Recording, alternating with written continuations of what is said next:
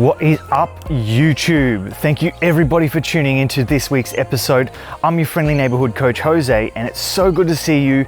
And in today's episode, we're going to check out the full serve, particularly the first serve, but I'll try and chuck in a few different tips of how the first serve and the second serve differentiate. I hope that's the word I'm looking for, differentiate.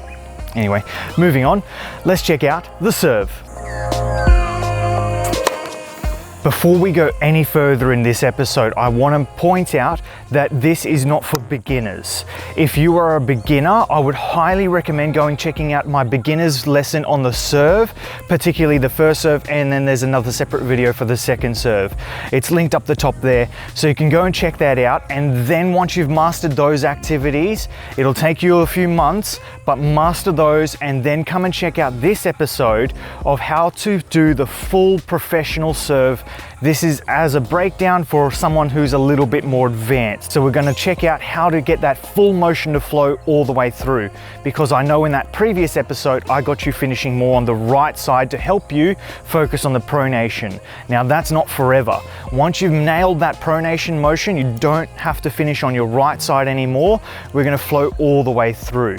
So let's check it out. A couple things we need to get right before we actually serve is the grip and the stance. Now I covered this in the beginner's tutorial, but I know some of you would have skipped that and just focusing on this episode. So I'll tell you anyway.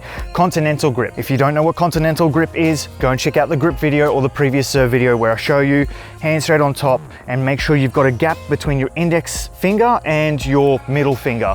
You want to be fairly spread out. You don't want to be like a fist on your racket. The reason being is so you can stay loose and really whippy up the top. You want to make sure you get really good snap. So we've got the stances. So we've got the platform stance where you've got feet apart, and then you've got pistol where you bring feet together. There's the version of it where you actually do the motion as a platform and then bring it into pistol halfway through the motion. Either are fine. The saying is for the platform stance is to help you get more into the court, so push off and forward into the court, and the pistol is more for getting more height on getting more up to the ball. Now both are fine. I personally use the platform stance. Occasionally I'll switch in between without me really knowing. I just get lazy and it happens. But either are fine. I'm not going to force you to do either. There may be some coaches that are like, no, I swear by this one, and that's fine. Just find out what works best for you. Now, I do want to mention that everything I tell you is a recommendation. It's not something you have to do and that's it. That's the only way to do it. Absolutely not. There's different ways and how your body works to how his body works, you know what I mean? So everybody plays slightly different. Just look at Medvedev for example. I would never in a million years recommend what he does to somebody else. The technique that he's doing works for him. Through the serve, there's the foundation of it, which you must get right, but through the full flow of the motion, you find what best works for you. Now I'm going to give you the full flow of the foundation of the motion, and you go out and you try and see how the motion flows and feels with you. There's a couple things you must get right, okay, like making sure you balance through the motion, making sure you're getting up to the highest contact point to get that kinetic chain working for you, and to make sure you get that good pronation through the motion to help get the power through your serve. These few key points you must do for the serve, but everything in between, find what best flows for you to get the maximum potential out of your serve.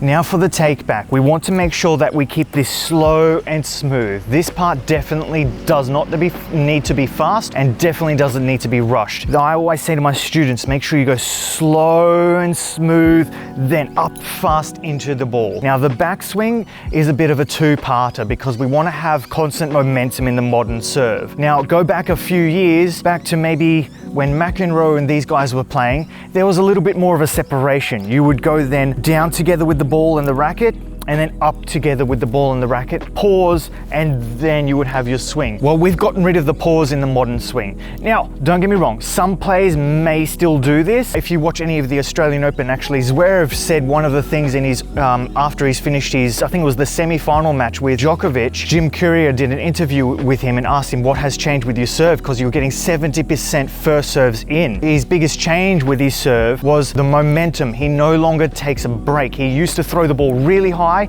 and have a slight pause in the trophy position before he would go up and hit the ball. Now he's throwing the ball slightly lower, so he's not able to pause there anymore, and he has constant momentum, which equals more power. So in the modern serve, no pausing. To do that, the easiest way is not so much with the ball toss. Yes, if you throw the ball a little bit lower if you're extremely high, but you only need to throw the ball as high as you can reach. Any higher and then it's just going, in my opinion, a little bit too much out of the way. The best way to get constant momentum is to actually have separation. So you go down together, separate, the ball comes up first, the racket stays down still, then the racket comes up and comes through. There's no pausing anymore, because the racket, as you might see Federer and Kyrgios, he does this extremely well. Even Riley Opelka, you'll notice the racket stays right down here, then it comes up and snaps through. So no pausing. So make sure that when you come through the bottom half of your serve, down together, separate, ball comes up, and this is where you can come into your pistol stance if you want to, or you can stay in your platform. It's up to you. Feel what best works for you. Try them both out. Then, once that ball has released, we're bringing up the racket and coming all the way through. Now, if you have never done this before, you're gonna feel like it's really rushed, because you're probably used to bringing them both up together, and you're gonna feel like, oh, that ball is gone. I need quick. Breathe, take a deep breath, focus on the ball, and don't rush the motion. Just adjust the ball toss height if you need to give yourself a little bit more time. But if you get it all right, you'll be able to get the ball, the racket to sync up so you can get that snap right at the top. So that is the backswing, the separation. Let's move on to the next part. Now we're moving on to the trophy position, or the loading part of the serve.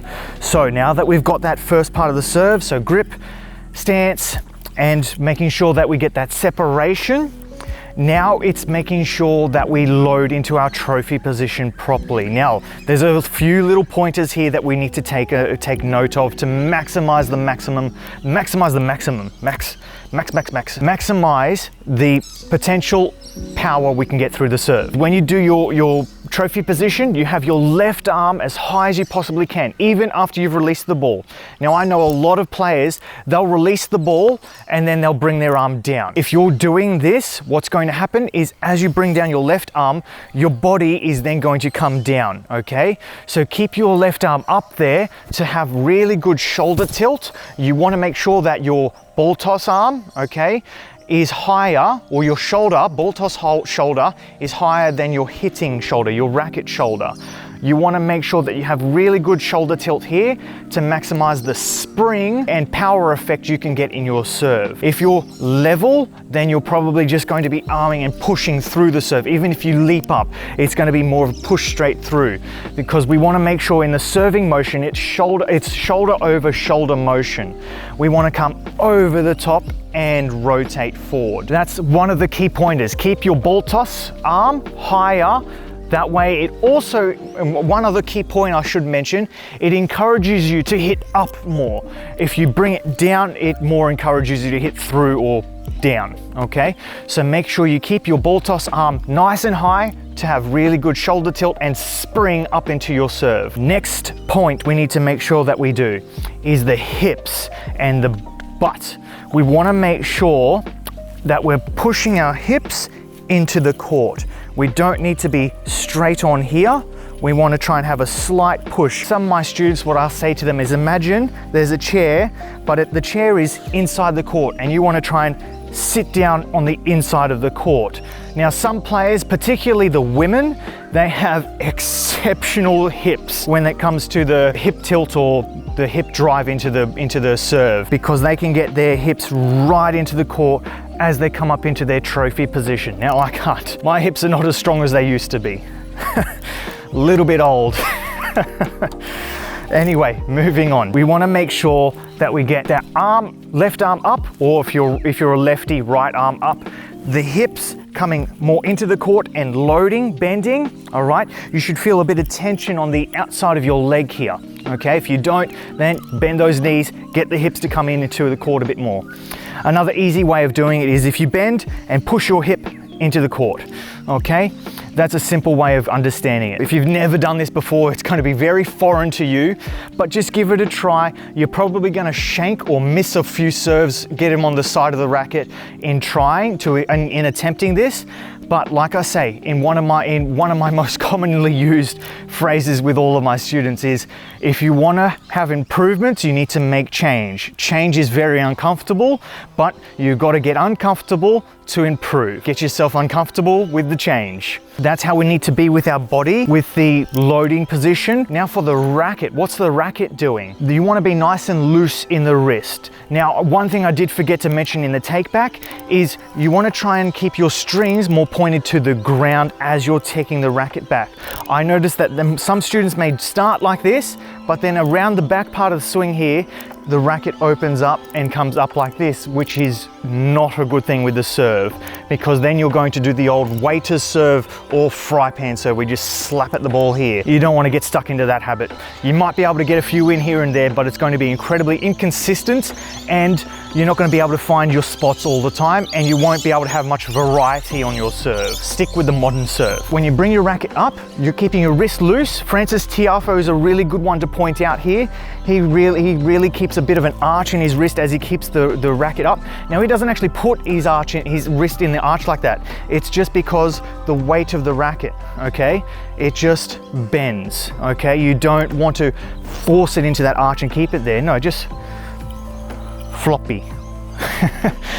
Making sure you keep your racket loose, floppy, all the way through the motion so you can have good wrist snap, especially at the top. When you bring your racket up, you want to make sure that the tip of your racket, the very tip of the racket, you're pointing that more in towards the court or at the ball. The reason for this is so that you can line up your racket and load through the ball, load through the motion properly. If your racket is more out here, when you're coming up to hit when you're going through to hit your ball, your racket isn't, how should I say this the best way, is like cocked back. It's not ready to fire.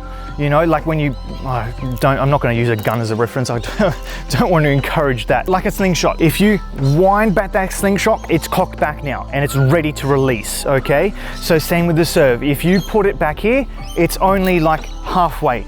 You've only just slung it back halfway and it's only going to get you so much. You want to wind it back all the way, so pointing that at the ball and then coming up to snap through. Now for the contact point. You want the contact point of where you make contact with the ball to be as high as you can possibly reach. That's why you may see the players jump, because you want to be able to get all your energy coming up and into the ball and snapping through the wrist right at the top. If you've ever heard of the kinetic chain, that's what I'm talking about here. All the power should come from the ground up through the legs and all the way through the arm into the ball at the top. You want to have really good acceleration and snap into the ball at the top. If you're slowing down or the kinetic chain is stopping or breaking down at any point through your body, then you're going to be losing momentum or losing the power, and you're going to be then forcing it or pushing the ball through the court rather than getting that full kinetic chain snap or power. The next part of the motion is the pronation. At the contact point, we are pronating through. Again, I'll pull up Sasha Zverev, Alexander Zverev, because he has an extreme pronation motion. I've seen video clips of his slow motion serve circling around the social medias. He has such an extreme pronation. Now, I do not recommend what he does to everybody else, but use half of what he does. When he comes through his motion, his pronation goes up and through, and his racket is almost facing up to the sky when he comes through his pronation. I don't have the flexibility in my wrist. I can't show you, I'm sorry. But you want to make sure that when you get through your serve, you're coming up, you're contacting, and you're pronating your wrist through and coming down, okay?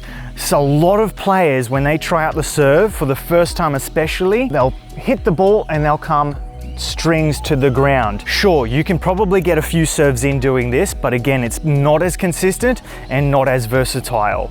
You want to make sure that you're using that snap in the wrist properly to help you get power through your serve. If you're coming and snapping down, your wrist locks up here. That means that you're slowing down and you're stopping your motion, and you could also cause injury, I might add, in this part of the swing here. Whereas if you're able to flow all the way through, you're not locking up and you're not breaking down the swing anywhere. You're letting it flow, okay? So let's have more flow with the serve than less. The next part then becomes the forward swing, or the finish part of the swing. So we've gone up, we've contacted, we've pronated really well. Now where the heck do we go? Because this doesn't seem right. When you do the motion properly, you're coming down and through. A lot of players, when they do the serve, they'll feel like they need to come across their body. Don't get stuck into doing that. When you do your serve, you want to make sure that you're flowing all the way through. Now, when you finish properly, you're going up, you're jumping, and you're landing on your front foot. Now, when you do this for the first time, just practice without hitting a ball. Just practice loading, getting up, hitting, and landing on your front foot. For me, that's my left foot. If you are a lefty, that'll be your right foot. So make sure you load up properly, jump into the court, and land. Now, when you land, you'll notice that when you finish, you're facing more into the court, or you should be facing more into the court. Now, when you face more into the court as so, your racket's finishing in front of you. Now, don't finish across your body. Don't try and bring your shoulder across your body. If you're doing this, then you're forcing that motion to come across, and you're probably over rotating with your serve. When you do your serve properly, it should naturally flow all the way through, and shoulder just naturally dangles there. If you're trying to pull your shoulder across your body, then you're engaging your pec muscles a little bit too much, you're forcing everything and it's jarring up. Relax, let the motion flow. One thing I will show you for getting more flow in your serve is a sock and a ball in it. Now, it's not a used sock. It is a dirty sock, but it's not a used sock. So keep your panties on. With the constant flow, you want to keep constant tension in this sock. You don't want to let it stop or break down that connection, that tension. So you want to make sure it's constantly flowing. So you can do this at home. Practice constant flow. Now, I'm not rushing through this. I'm taking my time, slow, smooth, all the way through. But that's one way you can feel that constant flow. And when you bring it back behind your back, you want to try and have a bit of that lasso before you come up and swing through. It needs to lasso up and through. Lasso up and through. I hope I'm saying that right. Lasso, lasso, lasso. Let me know in the comments below if I'm saying that right. It's very important that we have natural flow. So ball, sock, easiest way to find constant motion. Now, what is the differences between the first and the second serve? So the first serve, we're getting more of a straight line up into the ball, getting that snap through. Second serve, it's more of a brushing motion. So we're trying to throw the racket more like a cartwheel right up on the side here. We want to make sure that we're getting really good snap down the bottom and brushing up. So that's in the wrist. Now, the whole loading part of the motion is exactly the same. You load up as you would. The ball toss now actually comes closer, so you don't throw it as far forward. Then the other thing we want to make sure that we do is within the racket, when we bring the racket back to load, we don't bring the racket back as far. For second serve, we want to keep the racket closer to our head. We want to be just brushing up the back of our head here. So some of my students, I tell them, just feel like you're brushing up your head, not actually making contact with your head. Don't do that, but make sure that you're brushing up the back of your head there before you hit the ball. You don't want to have big distance between your head and your racket here. You want to try and keep that closer so you can just brush. The further away, the more first serve and more flat your serve is going to be. The closer, the more spin and brush you can get on your serve. The next part of the motion here I want to share with you for the second serve is then when it comes down to the drop. You want to drop down further for the second serve, so more spin, more brush up the back of the ball. For first serve, you don't drop down. For first serve, you keep the racket leg back and then come up and through. You don't drop down as much for first serve.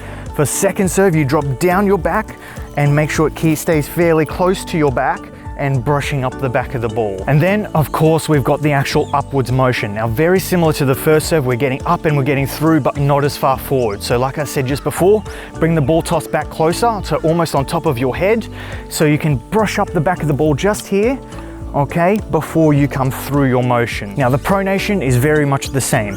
You want to make sure you're brushing up, then pronating forward. Some of my students, what I get them to do is brush up and then pronate. So just brush, pronate.